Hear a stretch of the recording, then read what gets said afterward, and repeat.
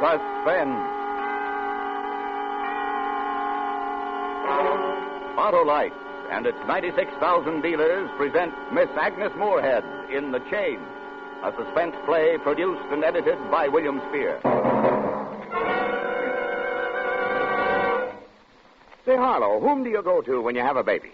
A baby? Why, to a doctor. I mean... when you go to jail, I should say, when you have a lawsuit, whom do you go to? A lawyer.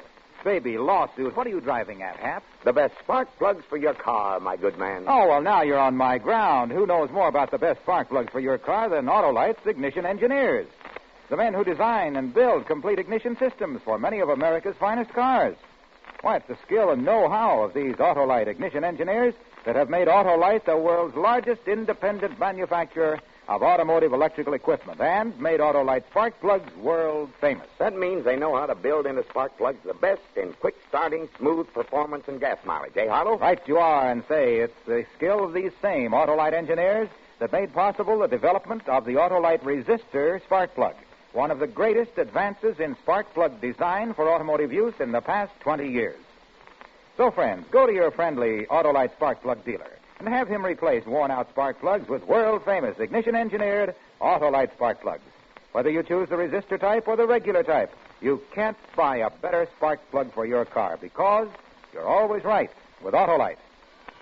And now, with The Chain and the performance of Agnes Moorehead, Autolite hopes once again to keep you in suspense. All I did was write a letter, that's all. You can't blame me for what happened. I didn't start it. It came to me, and I followed the instructions because I was afraid. Hundreds of people do it every day, so how can you blame me? Everybody in town knows me. They respect me. I've always been a good wife. By the morning it started, I was fixing George's breakfast. Not just toast like some women fix, but bacon and eggs and hot biscuits. Coffee ready? I asked you not to wander off. Your bacon is burned to a crisp. I told you I only wanted fruit juice and coffee. I'm down to the road to pick up the mail. Why do you always run for the mail? Are you expecting something you don't want me to see, George? If there was anything I didn't want you to see, I could have it sent to the office. Oh, could you? I didn't know you were important enough to be permitted to receive personal mail there. Leonora, that's enough.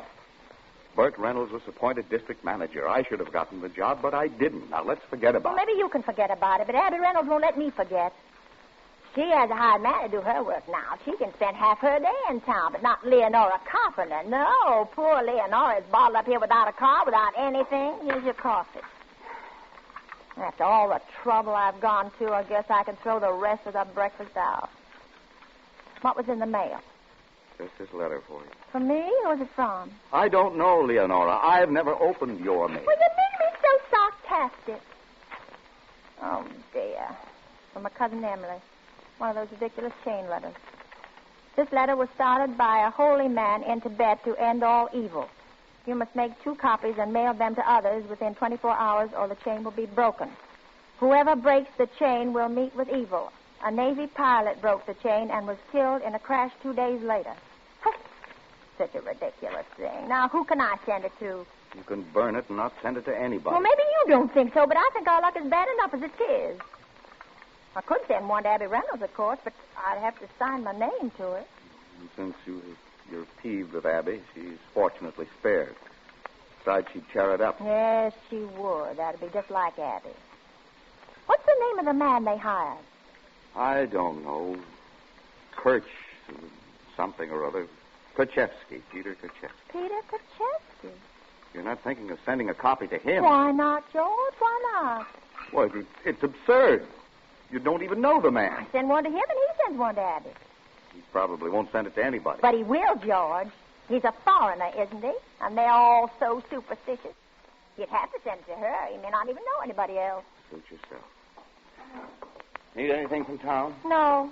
Time for him to be getting back to the office. It's very early, George. You never used to leave so early. You used to eat a big breakfast. I'm just not hungry. Well, maybe you'll be hungry by the time you get to town. Then you'll have time for a second breakfast at the drugstore. Maybe. You might even meet Miss Holden. She has her breakfast there. Leonora. She's very pretty, George. Not at all like your former secretary. Betty Holden's a very efficient girl. If she's pretty, I've never noticed. Well, notice it, George. Notice it while you're having your second breakfast. I'll see you at dinner, Leonora. George didn't fool me a bit. He never did. Some wives can't see the signs, but I could. I cleaned up the house spotless. That's where I kept it. Then I sat down with the letter. I made a copy and addressed it to Mr. Peter Kaczewski, care of Mrs. Abby Reynolds. Then I made the second copy. Whoever breaks the chain will meet with evil. Hadn't spoken to George about this copy. I sealed it in an envelope and addressed it to Miss Betty Holden.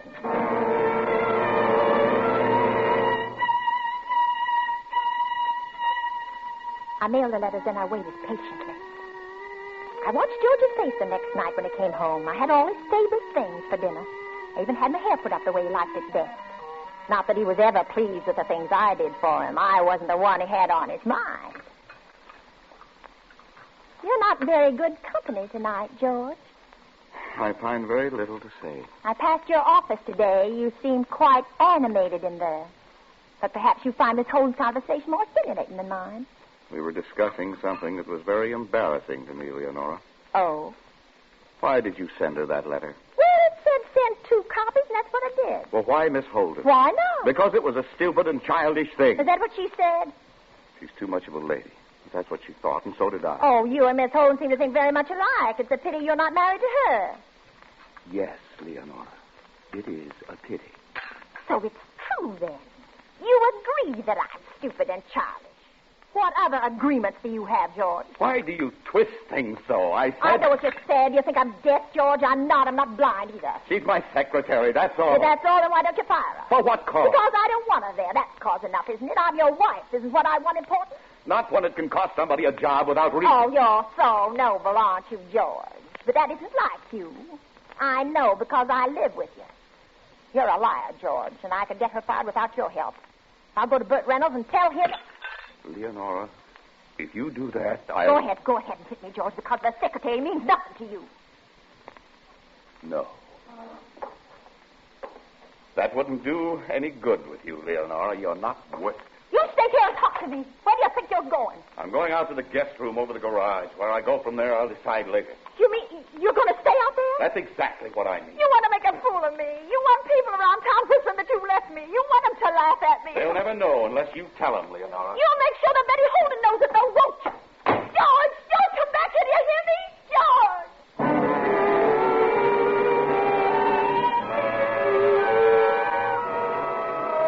I knew they were talking about me. I could see it in their faces every time I went into town. The woman is always to blame when something goes wrong. But they didn't know what George was like. I went to town every day, whether I had to or not, to show them I had nothing to be ashamed of. Thursday was the day Abby Reynolds did her shopping at the Bon Ton. I planned to meet her, accidentally. Leonora! Oh, Leonora, I'm so glad to see you. Hello, Abby. I tried to phone you this morning. Oh, well, I've been in town all day. Bert told me to call you. I'm glad I ran into you instead. Well, there's something I have to tell you. We know you meant no harm. Well, George has been criticizing me to Bert. Why, no, dear. I meant about the letter. The chain letter you sent to Peter Kaczewski. What harm could that do, Abby? None. That's what Bert tried to tell him, but he's a very quiet, strange man. And, well, you see, Leonora, his wife died yesterday. Oh, no. No, Abby. He got the letter a few days ago. No. He can't read English, so he usually brings his mail to Bert. But his wife got sick that morning, and he took her to the hospital. He didn't bring the letter to Bert until this morning. And without thinking, of course... You read it to him? Bert tried to reason with him, but he didn't seem to hear. He just kept staring. Then he turned and walked out of the house. He blames me. He thinks it's my fault. Why did you ever send it to him, Leonora? Why did you pick Well, him? I did no harm, Abby. I swear it on my heart. I just mean... You better tell George about it, in case there's any trouble. Yes. Yes, I'll tell George. You see, if I'd sent the letter to Abby, it never would have happened. That's what I would have done if she wasn't always trying to make herself better than I was. I wouldn't have been in this if it wasn't for her. I left the barn town and went to the square. The Country Hill bus wasn't due for half an hour. I couldn't stand there, so I walked out of town and across the wooden bridge over the river. The side road was pitted with rust left by the rain, and I stumbled and the heel of my shoe broke off. I sat down on a patch of grass and tried to fix it, and I heard a branch snap in the trees behind me. Hello, Mrs. Carpenter. It was a voice I'd never heard before. But when I turned, I knew the face. It was Peter Kaczewski. He was all dirty and unshaven, and he had a half-empty bottle in his hand. You afraid, Mrs. Carpenter? You stay away from me.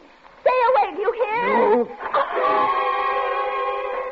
He started for me. I threw the shoe. It caught him in the face, and a nail tore a gash in his forehead.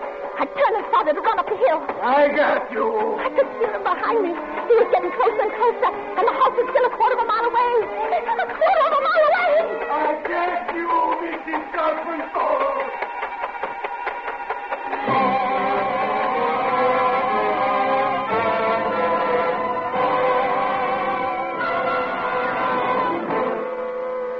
Autolite is bringing you Miss Agnes Moorehead in The Chain.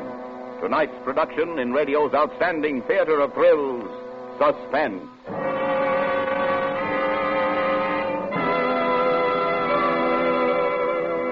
Say, Harlow, what ignites the ignition system? I'll ask the Autolite ignition engineers. And what sparks a spark plug? That's another for Autolite ignition engineers. If anyone knows spark plugs, it's these same Autolite engineers who design coils, distributors, and all the other vital parts that make up the complete ignition systems used as original equipment on many makes of America's finest cars. They really know, eh, Harlow? Yes, sir. And look at the Autolite resistor spark plug they developed. It's one of the greatest advances in spark plug design for automotive use in the past 20 years. Can they talk about spark plugs like you, Harlow? Sure they can. And your friendly Autolite spark plug dealer can tell everyone listening to this program as much about world-famous ignition-engineered Autolite spark plugs as I can. No. Sure. So go to him and have him replace your worn-out spark plugs with world-famous ignition-engineered Autolite spark plugs. And whether you choose the resistor type or the regular type, for smooth performance and the best in gas mileage, you can't buy a better spark plug for your car because you're always right with Autolite. And now, Autolite brings back to our Hollywood soundstage our star, Agnes Moorehead, in The Chain, a tale well calculated to keep you in suspense. My lungs were ready to burst. I wanted to scream, but no sound had come. And there was nobody to hear me, nobody but Peter Kaczewski. He was tumbling along after me. I heard the bottle drop and break. I could see the house now in the clearing through the trees, and I started to cry. I couldn't run any faster. I just couldn't. He was almost up to me. He reached out, and I felt his hand tearing at the back of my coat, and then he fell. He fell. I heard him go down, but I didn't turn to look. I crossed the clearing, up the steps of the house. I tore at the clasp on my handbag to get the key. Well, it was stuck. Kaczewski staggered into the clearing. I remembered the spare key under the doormat, got it, and opened the door. He'd reached the fourth steps. I slammed the door and locked it in his face. Come out. Come out, Mrs. Carpenter. Go away, do you hear me? Leave me alone. Get away from me. Nobody runs to help you. You don't get away. I can wait for you. I leaned against the door trying to get my breath. I could feel Kaczewski on the other side of it like a big crazy ape. What did he want to hurt me for? I took a chair and braced it under the doorknob. Then I heard him move. He padded down the porch steps, but he wasn't going away. He was moving around to the back door. I raced to the house. The door was locked. There were the tall windows on the lower floor. I ran upstairs to the bedroom. George's service revolver was in the bureau. I got it and opened the window. Calm down, Mrs. Carpenter. Get off this property! No, calm down. Look, I've got a gun and I know how to use it, you understand? Will you go? You killed my wife, Mrs. Carpenter. I didn't. I never saw her. I never knew her. You said that girl. Then she died. You go away. I warn you. I shoot. No! I didn't hit him. He started to back away across the clearing. I fired again and again. He kept backing away, looking at me with that mean, horrible face. I tried holding the gun with both hands and squeezing the trigger, and George had talked. I couldn't hit him. He backed into the trees at the edge of the property. I'm going to pay for what you do, Mrs. Carpenter. I'm going to go back. I'll see you again. You're going to pay.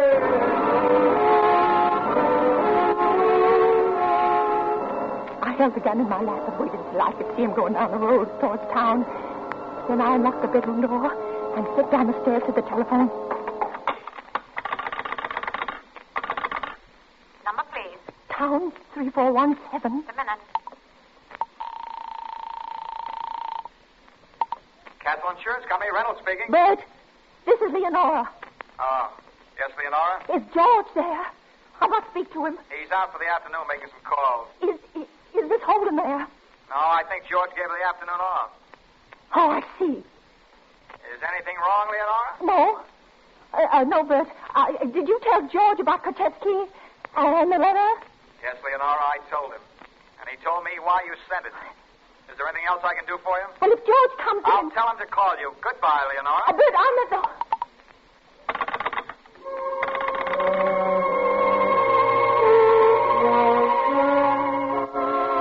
George knew. He knew and Betty Holden knew. She was keeping him in town. This was what they wanted. They wanted something to happen to me. It'd be getting dark soon. Krachevsky would come back and I'd be alone. I'd be all alone. Number, please. This is Mrs. George Carpenter of Country Hill. Will you call the police and ask them to send a car? Somebody's trying to kill me.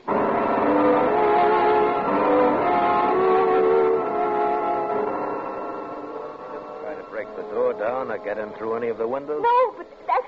Well, Mrs. Carpenter, he wasn't carrying a weapon, and he never actually touched you. I can't arrest him for attempted murder.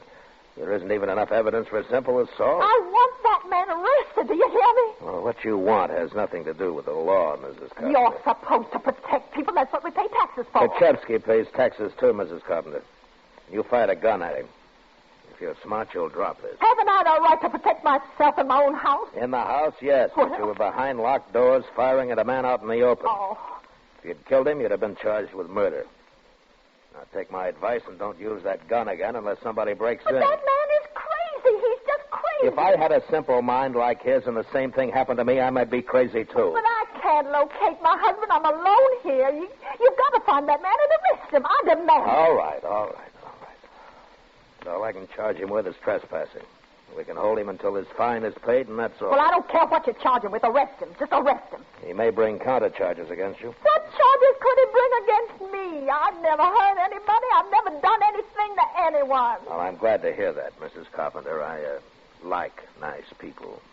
Goodbye. If you see my husband, tell him to come home. Tell him I'm alone here. I don't know what I'll do alone. When we find Krachevsky, I'll call you. It started to get dark, and I sat there listening to every sound. And then it started to rain. I heard it pounding on the roof. It frightened me. If somebody came up to the house, I wouldn't be able to hear them. 7 o'clock came, and then 8, 9, 10. I didn't dare light a light. And I thought I heard a car. George. It had to be George. The headlights flashed through the windows as the car turned into the drive, and a moment later I heard his key in the lock.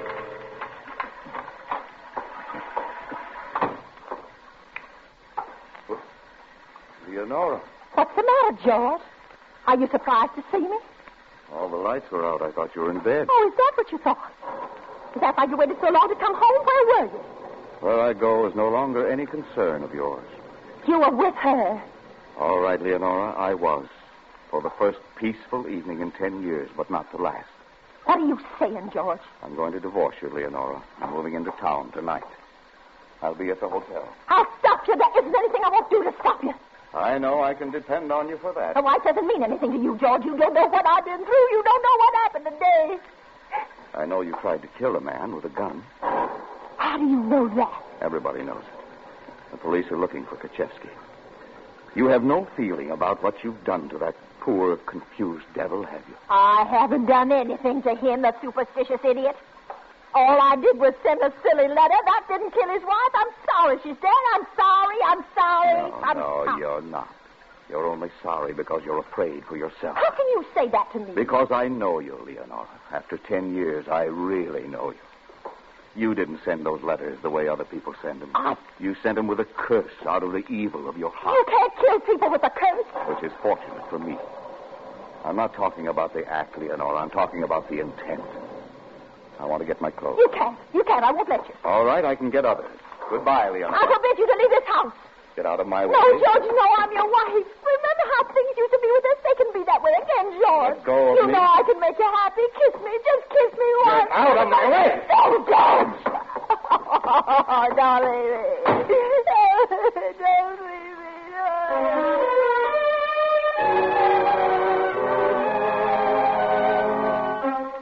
I tried to sleep, but I couldn't. The rain got heavier. Each time the lightning flashed, I could see the river below. It was beginning to wash over the bridge. A shutter tore loose and started to bang.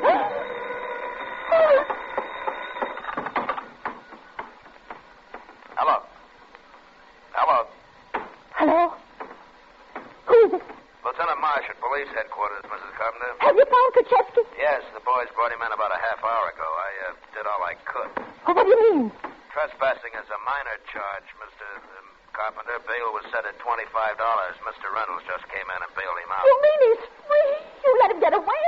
You've got to send somebody up here. You can't leave me alone if he's loose. I'm sorry, Mrs. Carpenter, but there's a storm emergency besides the bridge is washed out, and I'm tying up the line talking to you. Good night. Lieutenant! Lieutenant! Operator, get me, Mrs. George Carpenter at the Clearview Hotel. Sorry, but the lines are open for emergency service. But I must speak to him. I must. I'm sorry, but the storm has washed out most of the lines. We only have 3 circuits open for But emergency. this is an emergency. I tell you, it's a matter of life and death. Just a moment. I have a clear line. Oh, Please make your call brief. all right. All right. Hello? Hello? Hello? Hello? Here's your party. Hello. George! Oh, George, it's Leonora. You've got to help me, please. They arrested Kaczewski, but Bert Reynolds bailed him out. I know it. Bert told me. You know it? You let him do it? You want me to be killed? He took Krzyzewski home and put him to bed. But he won't stay there. He's crazy. Oh, come out here, George. I need you. The bridge is out. There's no road Oh, he'll find a way to get here. Oh, do you want me to go mad, George? I'll give you a divorce. I won't fight it. I promise you, George. Only don't let me die. Leonora, you're hysterical. It's after midnight. I'll be... Go on, George. Go on. George, please, George. George. Well, I was dead. Dead like I was going to be dead. Kaczewski would come. They didn't know it, but I did. The rain stopped, and I sat there listening to the ticking of the clock. It struck 1, then 2. That was all. It was so peaceful, and I almost dozed off. Something was moving outside. I went to the window and saw the figure of a man turning into the shadows behind the house. I found the gun where I'd left it under the sofa pillow. I couldn't shoot him until he broke into the house. I rolled to the kitchen and waited. He was fumbling with the door. There was a metallic sound. He was forcing something into the lock, and then it clicked. The door swung open. He was framed in the center of it, and I fired. He fell. I backed through the house, opened the front door, and started to run.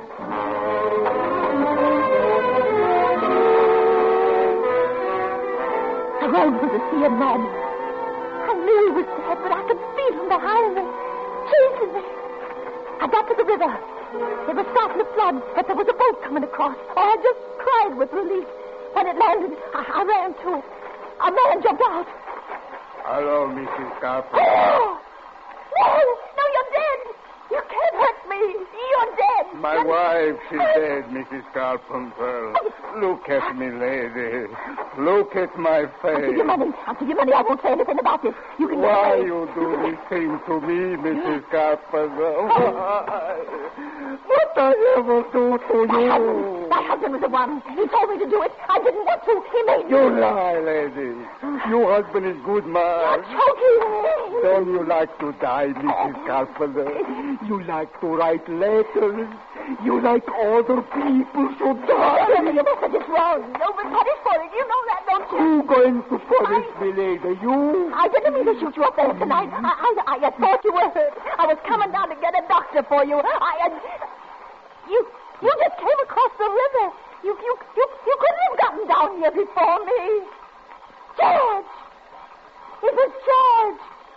I killed George! You kill your husband? I thought it was you. I mean, I don't know. You want to kill me, but you kill him. I don't know. You kill your husband, Mrs. Carpenter. You kill him. Now they're going to make you pay. An accident. I tell you, an accident. Run, An accident. Mrs. Carpenter. It was an accident.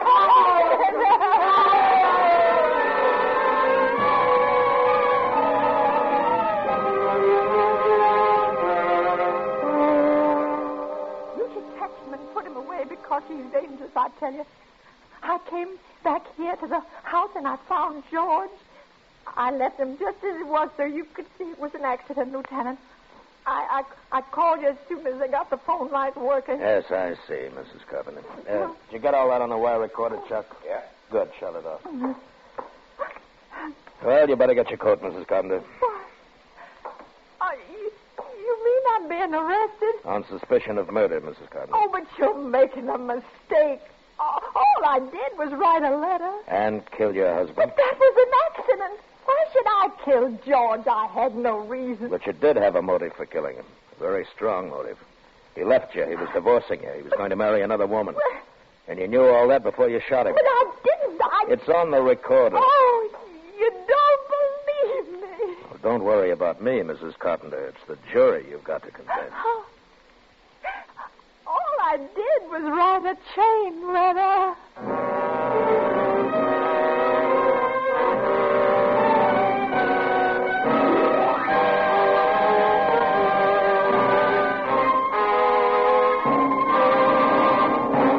Suspense, presented by Autolite. Tonight's star, Agnes Moorehead. Doctor, lawyer, merchant, chief, your test stating my belief that every car owner can be happy if his car is equipped with a set of the world-famous ignition-engineered Autolite spark plugs. So be sure to have your dealer give your spark plugs a spring checkup. Autolite makes over 400 products for cars, trucks, planes, and boats in 28 plants coast to coast. These include complete electrical systems used as original equipment on many makes of America's finest cars. Spark plugs, batteries, generators, coils, distributors, electric windshield wipers, starting motors, bullseye, sealed beam headlights. All engineered to fit together perfectly, work together perfectly, because they're a perfect team. So, friends, don't accept electrical parts supposed to be as good. Ask for and insist on Autolite original factory parts at your neighborhood service station, car dealer, garage, or repair shop. Remember, you're always right with Autolite.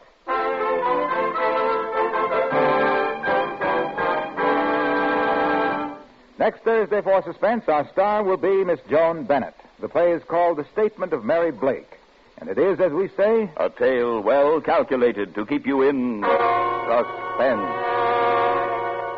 Tonight's Suspense play was produced and edited by William Spear and directed by Norman MacDonald.